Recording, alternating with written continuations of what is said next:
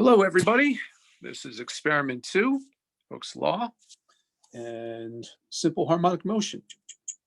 So we're going to be looking at not only Hooke's law and basically graphing force as a function of displacement, we're also going to look at the period for a simple harmonic oscillator.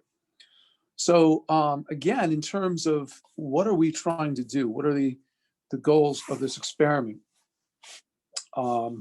Once again, here's Hooke's law, F equals negative kx, okay?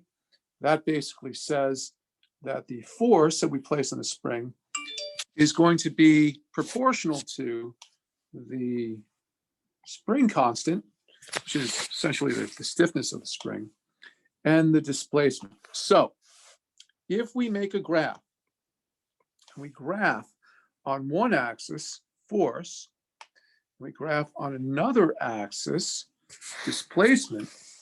So again, here's force, here's displacement. This graph will give us a straight line. Now, if we ignore the negative sign, we're going to get positive slope. But in the case that we're doing this experiment, it's actually negative. Here is what our graph is going to look like. And of course, the slope of this graph, basically the rate at which the force changes as a function of displacement, is going to be equal to our spring constant. So essentially, if we think about the first thing that we're going to do in this experiment by graphing force as a function of displacement, we are going to essentially prove Hooke's law by showing that the force versus displacement is a linear graph, okay? And this is arbitrary displacement. It's not saying that x equals 0 right here. If we actually had x equals 0 there, the graph would actually go through the origin, something like that. Okay? So that's the first part. The second part of this experiment is, well, we're going to find k from Hooke's law. Okay? We're going to find k from Hooke's law. And that's basically the slope of that first graph. We're then going to use that and compare that to a k we obtained by saying the period is equal to 2 pi square root of m over k. Okay? So by comparing the slope of the graph in the first part and a k we obtained from this equation for the period of a simple harmonic oscillator, if we can show that the two are consistent, we're basically saying that, yes, this equation right here is valid.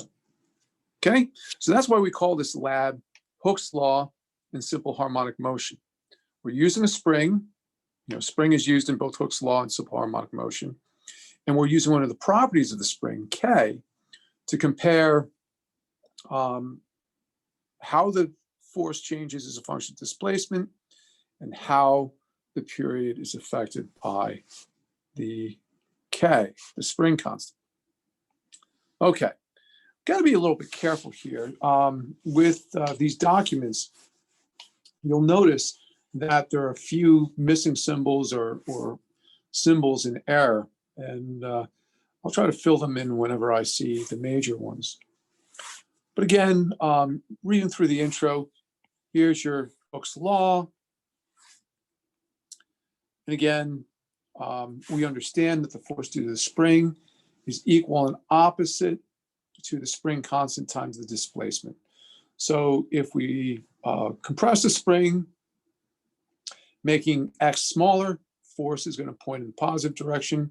We stretch the spring, making x positive, the force is going to be in the negative direction. Again, with simple harmonic oscillator, and unfortunately, we don't really see these equations the way they're supposed to be. We know that the period is equal to 2 pi. So you get an equal sign missing here and a pi missing here. 2 pi times the square root of m over k. All right? So let's rewrite this. Give myself a little bit of space right here. Again, the period is equal to 2 pi square root m over k. If we now square both sides of the equation, it becomes t squared is equal to 2 pi squared times mass divided by the spring constant. Now we can multiply k to both sides, okay? So the k is going to cancel out right here. And we can divide both sides by t squared. So I'll have t squared down here and divided by t squared. These two will cancel out. And my new equation becomes that the spring constant is equal to 2 pi squared. Basically, I'm just swapping out k for t squared. M, make sure your mass is in kilograms, divided by t squared in seconds. Okay?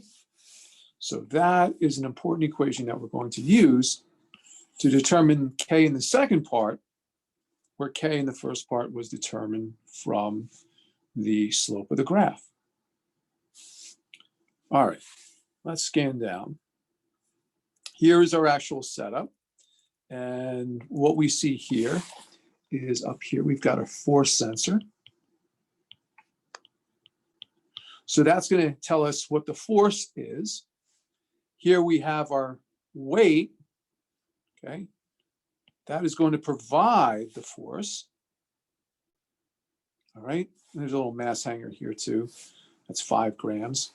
And can't really see this very well, but there is our spring with some spring constant K. Okay, so during this experiment, I'm putting more and more weight on the weight hanger. Okay, that's going to increase the force and cause the spring to expand more and more, stretch more and more, and change the value of the displacement. Okay, now during this experiment, the force sensor is going to give you the force. It's going to read the force off for you. But the displacement, this x, has to be read by hand. So we're going to have a meter stick that you're going to place on the ground and measure the displacement at different weights, and then graph weight, basically graph force, as a function of displacement. Okay? All right, what is that going to look like? Well, going to the data table, you are going to, first of all, have the program start. It is going to fill in this box first. Okay, once you say preview at the bottom of the control screen. All right, and then you're going to measure how much displacement you have. So we're going to start at equilibrium. We're going to say basically y equals 0 is equilibrium. That's where the mass hanger is going to sit when there are no other masses on it. Okay, so now I add some mass to it. Okay, yeah, roughly, well, that's a little bit more than 10 grams, but you know, let's say I have 10 grams on there. Okay, I see that it goes down 0.018 meters. Okay, so using the meter stick, you can either read it off in centimeters, okay, where centimeters are equal to 0.01 meters, or I can read it off in millimeters. Those are the finer lines, 0.001, okay, meters. So what we see right here is I read off the meter stick either 18 millimeters or 1.8 centimeters, okay? You then hit accept, okay? There's a little accept measurement at the bottom of the screen button. And then you proceed to do your next measurement. Add some mass, okay? You'll see that underneath the original row, there'll be a new row where a new number will be previewed. And as you increase the amount of mass in the hanger, it gets larger and larger. And now I, again, measure the displacement. Now, again, This displacement is from the position of the mass hanger when there's nothing on it, okay? It's not the difference from when you had 10 grams on it, it's when you had nothing on the mass hanger. So keep adding like about 10 grams until you get up around, I don't know, like 70 grams on the mass hanger. You'll keep putting in a new displacement. And as you do this, as you fill this table out, the graph next to the table, which looks like this, okay, you'll see individual points. Here's a data point, here's a data point, here's a data point, here's a data point, here's a data point, here's a data point. You're then going to highlight this. I would have liked this stretched out a little bit. Could have stretched this out on the x-axis because it's very, very vertical. But basically, you're going to highlight the data using the highlight tool, okay? And then go to this tool right here and do a linear fit. All right? Let's see the numbers that we have right here. The first one is M, okay? M is the slope of the graph. It shows negative 5.15 plus or minus 0.094, okay? So that means that my K value is equal to 5.15. Don't worry about the negative sign there. The negative sign, you can't have a negative K value, all right? Again, it does have some uncertainty here that plus or minus, we basically ignored for this lab, but that is the uncertainty of that particular measurement, taking into account all the different data points. All right. B doesn't really have a tremendous amount of meaning here.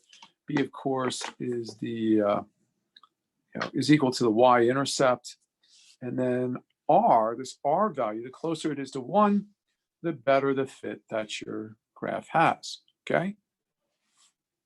Whenever you have a fit, you can calculate the R value, and that really shows how reliable that particular fit is. But in any case, the important thing here is the data that you're interested in is that 5.15 right there. Okay? That's what you're going to keep for part 2. All right. After you complete this, you're going to use the same spring. This time, you're going to change your setup a little bit. Okay? Now, instead of having your force detector up here, you can leave the force detector on, actually, or the force sensor on. You're going to be reading the data from this position sensor or this motion sensor.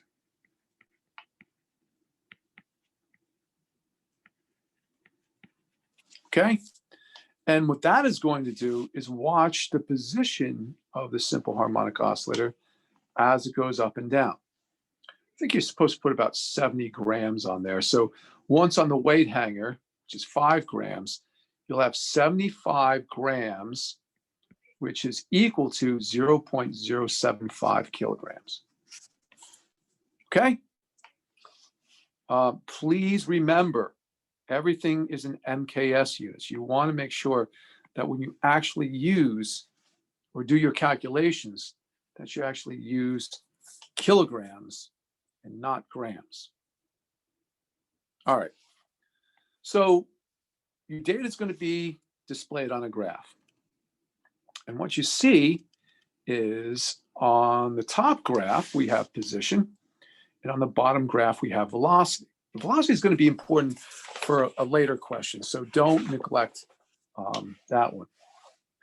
Now, the period is the time it takes to go from one peak to another peak, okay? So when I'm measuring delta T, I'm measuring from one peak to the next peak, okay? And then I can measure from peak 2 to 3, from peak 3 to 4, from peak 4 to 5, from peak 5 to 6, 6 to 7, so on and so forth. you're going to get a different delta t, okay, for each adjoining peak. You can also do valleys, but peaks are more reliable here. I guess they're not that much more reliable. But use your delta tool to measure the difference between the two different peaks. 0.7 seconds was the case for this one right here. All right. So again, that red graph right there represents position. Now down here, this is important to note. The velocity is maximum when the mass is passing through equilibrium. Okay. So up here, it's roughly 0.5 meters per second. Down here, it's roughly negative 0.5 meters per second. Okay. Again, that's important for later on when you're answering some questions. But right now, the important data that you need is you need that distance between peaks, peak to peak. What is that delta? What is that delta t? Okay. Very good.